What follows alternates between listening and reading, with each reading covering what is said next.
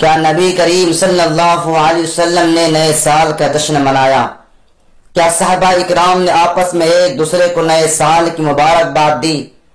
کیا تابعین اور تبع تابعین کے زمانے میں اس رسم کو منایا گیا؟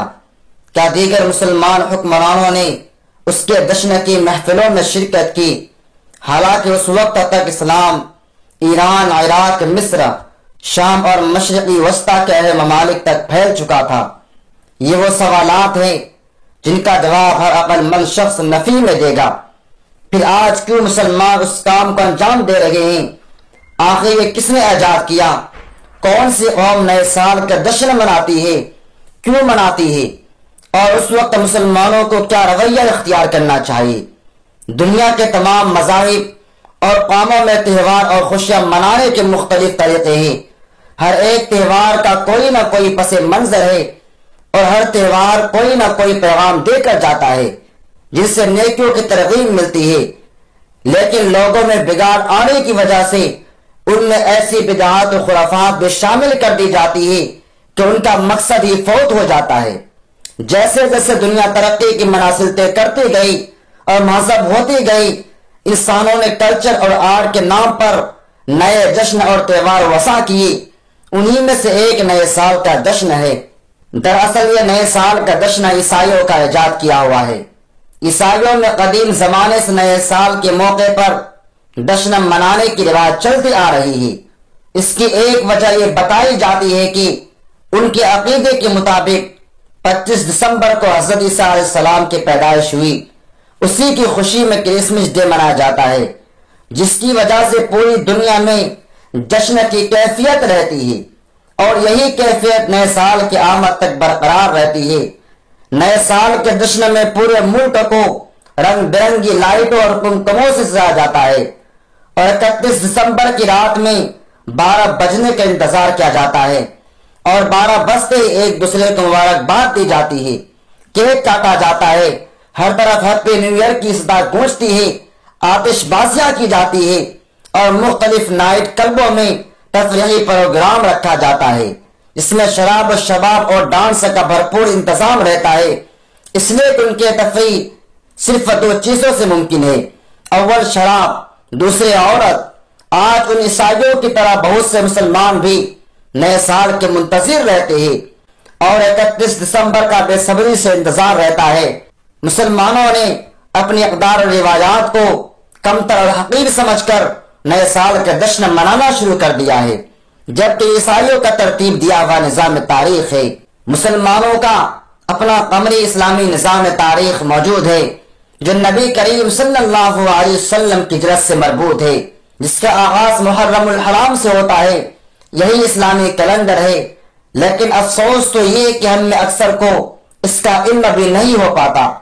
آج مسلمان نئے سال کی آمد پر جشن مناتا ہے، کیا اس کو یہ معلوم نہیں کہ اس نئے سال کی آمد پر اس کی زندگی کا ایک برس کم ہو گیا ہے؟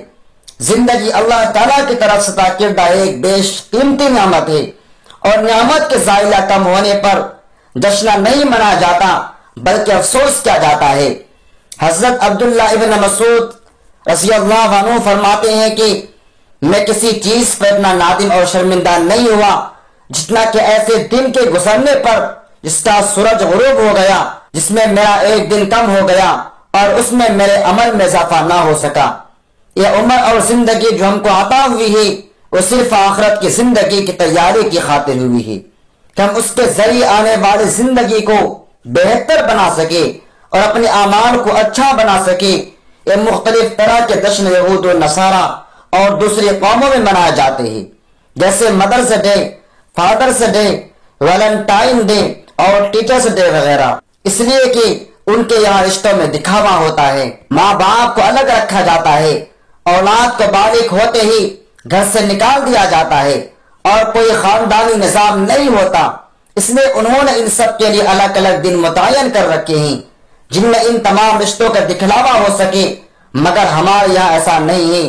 اسلام نے سب کے حقوق مقرر کر دیے ہیں اور پورا ایک خاندانی نظام موجود ہے، اس لیے نہ ہمیں دکھلاؤ کی ضرورت ہے اور نہ مختلف طرح طرح کے ڈے منائے کی، بلکہ مسلمانوں کو اس سے بچنے کی سخت ضرورت ہے تاکہ دوسری قوموں کی مشابہت سے بچا جا سکے، اس لیے کہ ہمارے صلی اللہ علیہ وسلم نے ہم کو غیروں کی اتباع اور مشابہت اختیار کرنے سے بچنے کا حکم دیا ہے۔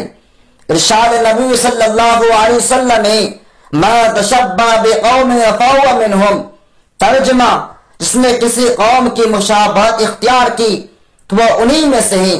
اب سوال یہ ہے کہ اس موقع پر مسلمانوں کو کیا رویہ اختیار کرنا چاہیے جو قرآن و حدیث کی روشنی میں صحیح ہو۔ نیا سال ہمیں دینی اور دنیاوی دونوں میدانوں میں اپنا محاسبہ کرنے کی طرف متوجہ کرتا ہے۔ ہماری زندگی کا جو ایک سال کم ہو گیا ہے اس میں ہم نے کیا کیا کھویا اور کیا پایا۔ ہمیں عبادات، معاملات، اعمال، حلال و حرام، حقوق اللہ اور حقوق العباد کی ادائیگی کے میدان میں اپنی زندگی کا محاسبہ کر کے دیکھنا چاہیے کہ ہم سے کہاں کہاں غلطیاں ہوئی، اس لیے کہ انسان دوسروں کی نظروں سے تو اپنی غلطی اور کوتاہیوں کو چھپا سکتا ہے لیکن خود کی نظروں سے نہیں بچ سکتا۔ اس لیے نبی کریم صلی اللہ علیہ وسلم کا ارشاد ہے کہ حاسبوا انفسکم قبل ان تحاسبوا، ترجمہ تم خود اپنا اپنا محاسبہ کرو قبل اس کے کہ تمہارا حساب کیا جائے۔ اس لیے ہم سب کو ایمانداری سے اپنا اپنا مواخذہ اور محاسبہ کرنا چاہیے اس سے پہلے کہ یہ مہلت ختم ہو جائے۔ اسی کو اللہ جل شانہ نے اپنے پاک کلام میں خاص انداز سے ارشاد فرمایا، وَآفِقُوا مِمَّا رَزَقْنَاكُمْ مِن قَبْلِ أَن يَأْتِيَ أَحَدَكُمُ الْمَوْتُ فَيَقُولَ رَبِّ لَوْلَا أَخَّرْتَنِي إِلَىٰ أَجَلٍ قَرِيبٍ فَأَصَدَّقَ وَأَكُن مِّنَ الصَّالِحِينَ وَلَن يُؤَخِّرَ اللَّهُ نَفْسًا إِذَا جَاءَ أَجَلُهَا وَاللَّهُ خَبِيرٌ بِمَا تَعْمَلُونَ، ترجمہ اور جو کچھ ہم نے تمہیں دے رکھا ہے اس میں سے ہماری راہ میں اس سے پہلے خرچ کرو کہ تم میں سے کسی کو موت آ جائے تو وہ کہنے لگے، اے میرے پروردگار مجھے تو تھوڑی دیر کی مہلت کیوں نہیں دیتا کہ میں صدقہ کروں اور نیک لوگوں میں سے ہو جاؤں۔ اور جب کسی کا وقت مقرر آ جاتا ہے پھر اسے اللہ تعالیٰ ہرگز مہلت نہیں دیتا، اور جو کچھ تم کرتے ہو اس سے اللہ تعالیٰ اچھی طرح باخبر ہے۔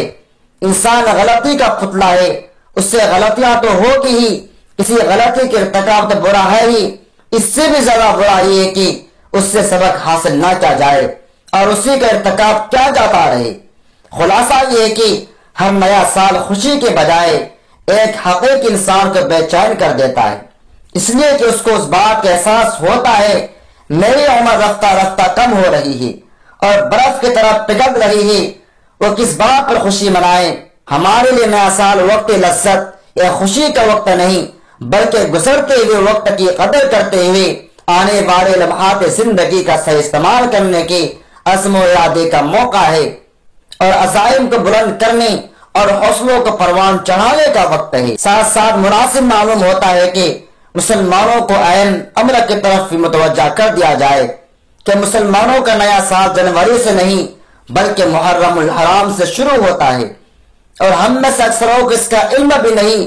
مسلمانوں کو چاہیے کہ وہ قمری اور ہجری سال کی حفاظت کرے اور اپنے امور اسی تاریخ سے انجام دے، اس لیے کہ ہماری تاریخ یہی ہے، کیونکہ ہر قوم اپنی تاریخ کو کسی خاص واقعے سے مقرر کرتی ہے۔ اس لیے مسلمانوں نے اپنی تاریخ و خلیفہ ثانی حضرت عمر فاروق کے دور خلافت میں حضرت علی رضی اللہ عنہ کے مشورے سے واقعہ ہجرت سے مقرر کیا۔ اخیر میں دعا ہے کہ اللہ تعالی ہم سب کو غیروں کی مشابہت سے بچائے اور آقا انعامدار جناب محمد رسول اللہ صلی اللہ علیہ وسلم کی سنت کی اتباع کی توفیق نصیب فرمائے۔